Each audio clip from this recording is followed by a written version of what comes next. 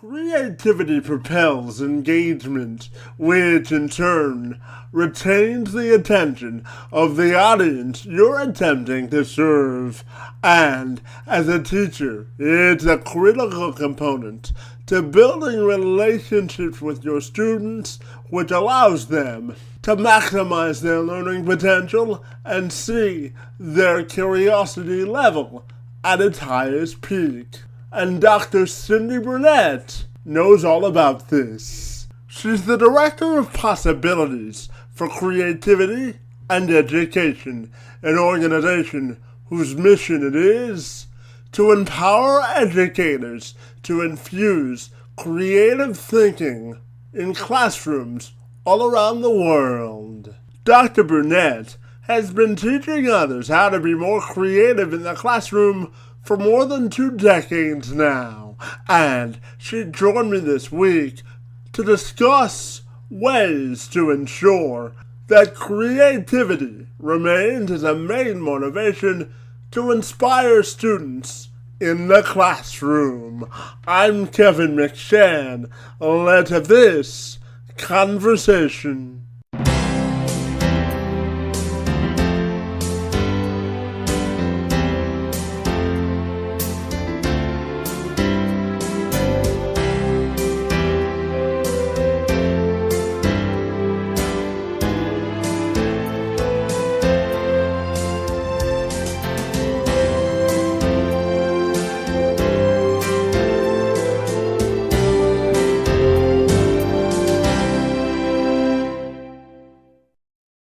Dr. Burnett, if you're ready, I'll formally welcome you to the program, and I'm excited to talk to you this morning about creativity in education. Great to see you this morning. Thank you for accepting my invitation, and thanks for being here. Thank you so much for inviting me. So, Dr. Barrett, I know that creativity and education's mission is to help infuse more creativity in the classrooms. I'm wondering if you can tell me all about that. Sure, I would love to. So I work with a creativity skill set that was originally developed by a researcher named E. Paul Torrance. And E. Paul Torrance was known as the father of creativity in education. And what he found is people who go beyond in their work were what he called beyonders, and they had a set of skills called leap skills. And I'll give you an example of some of these skills. Being able to come up with lots of ideas, being able to come up with original ideas, being able to imagine things for the future, being able to enjoy and use fantasy and use imagination, looking at things from multiple perspectives. All of these are skills. So one of the things that I do is I work with educators across disciplines and across age ranges. And what I do is I help them infuse these skills into their content. So that's pretty much our mission, is to bring these skills into the classroom. Yeah, absolutely. And during the pandemic, obviously being creative has been uh, more important than ever. So I'm curious to ask you, how do you personally define creativity? And talk to me about the spark that that it can bring for students when teachers are creative in the classroom. Sure. So let me start with defining creativity. So there are lots of different definitions of creativity out there. The one that is most sort of what I would call standard is the generation of novel or new and useful ideas. A lot of people don't like that definition because it lacks sort of the expressive side of creativity. I believe, and my sort of definition focuses on being open and curious and authentic, and being able to generate ideas with that kind of mindset and attitude. So I really focus on the person side of creativity and how we can develop those skills. And also when I work with educators, I also like to focus on appropriateness. So making sure that people are using creativity for reasons that are appropriate and for the betterment of the world and not for bad reasons. Yeah, certainly, and I know, Dr. Barrett, that you have a musical theater background as I well. do. So I'm wondering your thoughts on the evolution or future of music education in America and how important it is to preserve that as well. Sure. Well, I think one of the most important things, so as you mentioned, I do come from a musical theater background.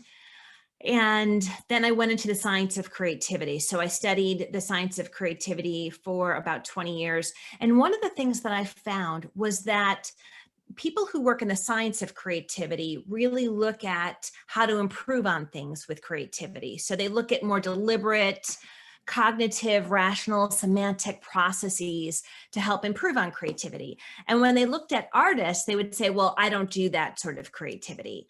And then I would go to my artist friends and, the ones that are in, the visual and performing arts, musicians, and I would say, okay, I want you to think about this deliberate process of creativity that the scientists use. And they say, oh, no, I don't do that. I work on more of an intuitive side of creativity.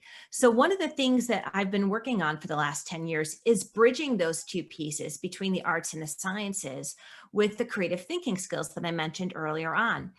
And I think one of the things that we don't look at enough in the arts in particular is how the arts help us develop skills like looking at things from multiple perspectives, coming up with original ideas, coming up with lots of ideas, being able to visualize something and imagine it and seeing what we want from it. And I know you talk a lot about empowerment and living your best life. And I think so much of the creative thinking skills that bridge the arts and the sciences comes from, being curious, being able to embrace ambiguity and complexity, which are two more skills, risk taking. And so I think when we look at the arts in the future, we absolutely, not only do the arts bring us, a sense of calm and rejuvenation, and it brings us passion and a way to express our ideas, but it also helps us to build all of those skills that we need in whatever domain we're going in. Thank you very much for sharing that, Dr. Barrett. And I'm also wanting to ask you about how you infuse creativity into a classroom. So, for any first-time teacher or any teacher that's looking to infuse more creative thinking in their classroom, what tips and tricks would you offer to them? Well, I have a book and it's called, and I actually have it right here, so I'll show it to you. It's called Weaving Creativity into Every Strand of Your Curriculum. And what I did is went around the country and in parts of the world and started asking teachers about the skills that I mentioned. So let's take curiosity, for example. So I went in and I asked teachers, how do you bring curiosity into your classroom? And one of the suggestions was create a wonder wall in your classroom. So when students have questions, instead of just saying, well, we don't have time for those questions, you have them post those questions up on the wall. That's an example. Another example might be to have students go and find questions to the content they're reading instead of finding answers, which is what we typically do. So that's just one way where you can say, I'm going to take curiosity and I'm going to build curiosity into the lesson that I'm teaching. Yeah, absolutely. And I think finding bridges of creativity is important for engagement as well. Would you agree with that? Absolutely. We So, definitely want to find those bridges. absolutely. And Dr. Barrett, as you know, I was born with spastic quadriplegia cerebral palsy. And before I did this work, I did a lot of work on inclusive employment for people with disabilities. And one of the things that I worked on with our local college and universities here is making sure that once students with disabilities finish school, they have access to career opportunities and getting their career started. So I'm wondering your thoughts on how we can infuse creativity for students with disabilities to make sure that they have the same opportunity to thrive as their non-disabled counterparts.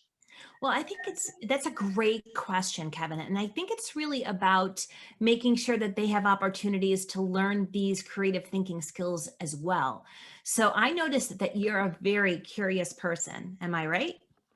I always ask questions. You're absolutely right. Yes. So that is a skill that is so important right now in the world, in the job force. So how might we bring curiosity in when we work with students with disabilities and being deliberate about that so that we have more questions being asked and um, pushing the boundaries a bit. One of the skills that we have is breaking through and extending the boundaries. And it's going beyond what we typically expect that we can do. And so thinking about ways in which you can go beyond in the work that you do and thinking and imagining the future that you want to create for yourself. And I think by bringing these skills in, with any students, but in particular, what you're talking about with students with disabilities will really help them see themselves in new ways that are empowering and give them the freedom and independence to create the life that they can see within themselves. Yeah, absolutely, Dr. Barrett. And I know for you personally, your career has spanned many different opportunities and perspectives. I know that you've written books and contributed to articles in the New York Times, and the courses you've taught have reached over 10,000 people on a digital perspective. So I'm wondering and fascinated to ask you about your own personal professional achievement and what you're most proud of your own career as well. What am I most proud of in my career? Well, I think the thing I'm most proud of right now is I left a tenured associate professor position to pursue creativity and education because I realized in working in the academic circle that things move very slowly and I wanted to move much more quickly. And I had to take a big leap and a big risk, which I think is really important when you're pursuing your passion.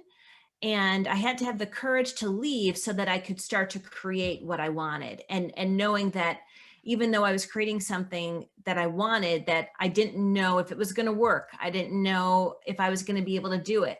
I didn't know how I was going to do it. There were so many questions and I was in this sort of safe little, environment. And now I'm in my own environment that I'm creating for myself. And I think for me, that's been my best professional accomplishment. Absolutely. And Doctor, I'm curious also to ask you, for first time teachers or anyone uh, looking to get into the field of education, what would be your message to them about the empowerment they'll feel as educators and the greatest parts of becoming an educator? So, one of the things I find really interesting is when I meet teachers who don't want to take risks because we want our students to take risks, right? So, you won't find a teacher that says, I don't want my students to take risks in my classroom. But oftentimes you have to model the way of taking risks. So I would say to a new teacher, don't be afraid to take risks, calculated risks, small risks in the classroom. And if you make a mistake, share those mistakes with your students because that gives them permission to make mistakes as well, because we all make mistakes. But if children see that the adults in their life just, aren't sharing mistakes, that they seem like they're perfect, which, of course, nobody's perfect, then they're not going to take risks and they're not going to put themselves out there. But if they see their teacher saying, wow, I really messed up this one, I made a mistake, and here's how I could have done better, then they're modeling the way for the students to do the same. Yeah, absolutely. And Doctor, as you know, the last 15 months of the pandemic have been challenging for educators and parents and students alike. So I'm wondering your thoughts on the impact of the pandemic and how it's affected educational development. That is a fantastic question. I think, first of all, we don't really know what's going to happen next. I think we're all in sort of a state of curiosity. I guess that's the positive way to look at it, to say, I wonder what's going to happen next. I think this has changed the way that a lot of people do a lot of things. So in education, while some people say children cannot learn at home, they cannot learn through distance learning, it actually has worked for some children. For example, I have a son who is 13, and he has done exceptionally well in a distance learning format. He's become very independent. He works on his own. He loves the fact that he can be in his pajama bottoms and a shirt and go and get chocolate from the closet at any point of the day and not get scolded, right? So he has really thrived in this learning environment.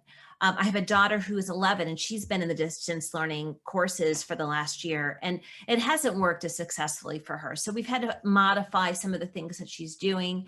But I think as we as we peek into schools, we're going to see a lot of creativity, because quite frankly, teachers are going to have to say, all right, we have to assess where students are at. We have to think about their best course of action. And that requires a lot of creativity. It requires us to look at things and try things in new ways. And I think that's been one of the most exciting things for me to see over the last 15 months is, like, before we would say to teachers, you need creativity. And they would say, well, I don't understand why I need creativity. And then all of a sudden we're thrown into this situation, and it's been really challenging. But now we have to problem solve that, and we have to work through some of those challenges that we're facing, and knowing that we have to also be kind to ourselves, because it's tricky, and we're going to try things, and some things will work and some things won't work, and we can't be too hard on ourselves when things don't work. So Yeah, absolutely. And Doctor, I'm also wondering, because creativity can be used as a breakthrough to connect with students. So, I'm curious to get your thoughts on engagement and tailoring creativity to break through to a certain group of students as well. that's a great question. So I'm going to ask you a question now, Kevin, to answer your question. Are you ready? I'm ready to go. Yeah. All right. So can you think about an experience that you've had that was really memorable, that has really stayed with you, that you thought was a creative educational experience? Yeah, because I've had to deal with creativity all of my life because of my disabilities. So one of the things that one of my former high school teachers did was, so I have a media arts background, and one of the things that one of them did was, because of my disability and my lack of dexterity, they gave me more opportunities to be in front of the camera instead of behind it, which really brought out my creative writing and my creative thinking in terms of being on camera. So I turned a negative in not being able to be behind the camera to accentuating my on camera abilities. So yeah. So did you feel engaged while that was happening? Well, yeah, because it allowed me to be more, it gave me more creative freedom to express who I am as a journalist, and it also allowed me to expand vocabulary and gain new experiences. Beautiful. So exactly what you're talking about, that's what creativity does. And I've asked that question to hundreds of teachers and administrators and parents and students, what has been the most creative educational experience? And they often, just like you just did, go into detail about what happened and what they learned and what was the outcome. And I think that is the best showcase of how creativity engages us, because when I talk to people, they share their beautiful stories and their memories of something magical that happened for them. So thank you for sharing your story. Yeah, absolutely. Thank you for allowing me to do that. And Dr. Barrett, also wondering if you've given any thoughts on what you want your personal or professional legacy to be. Well, our mission is to bring creative thinking into the classroom around the world. And right now it's not happening yet, in very, very small doses. So if at the end of my life, I can say I've had some sort of positive impact on some of the classrooms in the world, then I will have done my job. Because I think that if we can start doing this now, then my children's children will feel that in their classrooms, because we can only understand creativity in education when we experience it. And if, there are some people, when I talk to them, they can't really think of an educational experience that was creative, which is unfortunate. But hopefully with the work that I'm doing, and I have a whole team of people that I work with, um, that we can together make an impact and on some of the classrooms in the world, and that will have sort of a snowball effect for the future. That's what I'm hoping for. 100%. And Dr. Barrett, if people want to get connected with creativity in education or yourself, what's the best way they can accomplish that goal? They can just go right to our website at creativityandeducation.com. Fantastic. Hey, Dr. Barrett, I really want to thank you for your time, insights, and perspectives, and for joining my conversation this morning and for taking my questions. You know, I told you at the beginning of this, I'm better for talking to you. So I really appreciate the time, effort, and expertise on my behalf. And thank you so very much for joining me. Thank you so much, Kevin. And my day was better for talking with you as well.